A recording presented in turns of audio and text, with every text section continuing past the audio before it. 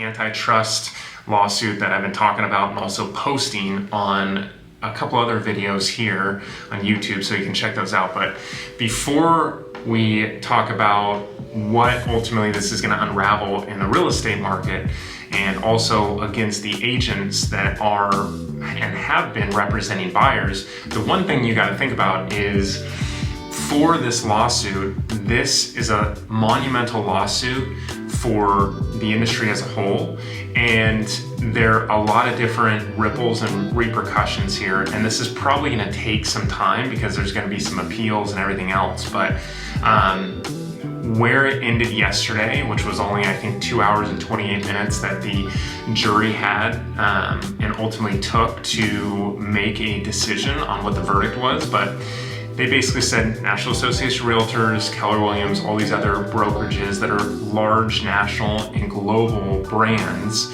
are at fault for basically increasing or colluding to increase the amount of money that agents are getting, which ultimately isn't the case.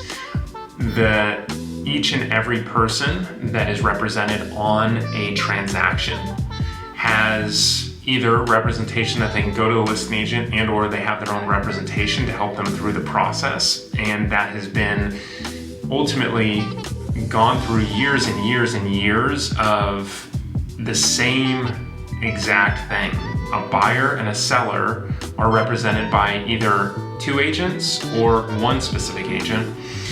The other industry in real estate that doesn't really abide by that as two agents is the commercial industry, where you have commercial agents that represent both sides, and the commission structure is a little bit weird, and it's, you know, different variables on what that ultimate agent does in the workup for, because there's a lot of different information that is provided on numbers and everything else, black and white, comparatively to a more emotional buyer. And they do talk about commercial buyers being a little bit more intelligent, and not saying that residential buyers are not intelligent, but they know exactly what the numbers are. It's like a residential flipper. They know what the numbers are, they know where they need to be, and if they can't be there, then they'll move on and find another property. But this is a very, very good insight on how people think, oh, I shouldn't have to pay the buyer's agent, which now we go into what I said a minute ago. What we would get into is how this will change the whole industry. So the whole industry is going to change in the fact that you have to disclose as a listing agent, and you have before, and you've always had to say, hey, this is where these commissions are going. But I'm a listing agent, I'm gonna get 2.5%, 3% of the sales price.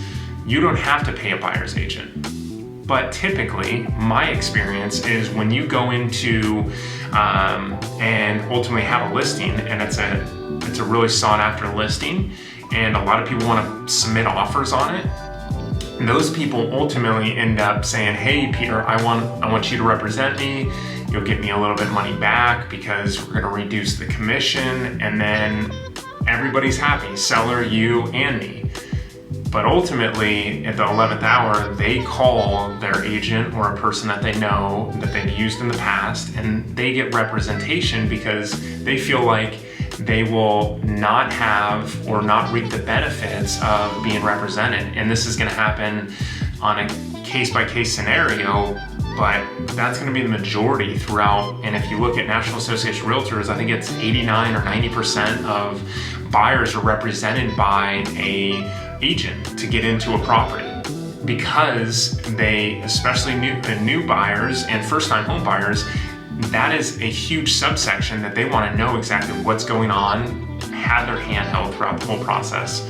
And those also a large subsection of the whole demographic of people buying don't have the money on top of their down payment for closing costs. So all of a sudden you're going to add an extra fee on top of that, which one of two things, either reduces the purchase price or increases the purchase price, and it falls back onto the seller because the buyer doesn't have that. So, and you will have some companies that come out and say, hey, I'll write your offer for $500, I'll write your offer for $700, and you know, you can represent yourself.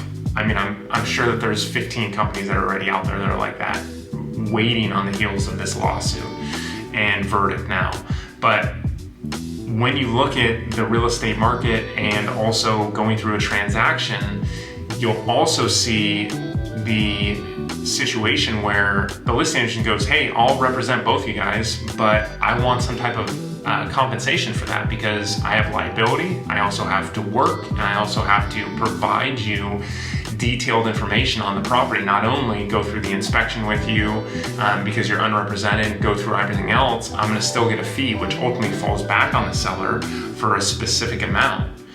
So, and you know, that specific amount is going to be negotiable between that listing agent and ultimately, hey, if I get a buyer, instead of getting 2.5%, I'm going to get 3.5%, or I'm going to get 4%, or I'm going to list your property for 5%, and if I rep the buyer, I'll get 3.5%. Those things are very, very crucial for you to take a look at and say, what is this going to change? How can I add and be a very big advocate for my buyers and sellers? And how can I ultimately add value to the buyers or the people looking to buy? Can I run numbers for them because they're an investor? Can I go over the process of rehabbing this property? Can I find properties that are off market or at a good price that I can present to my buyers that are a reduced amount comparatively what the market's showing?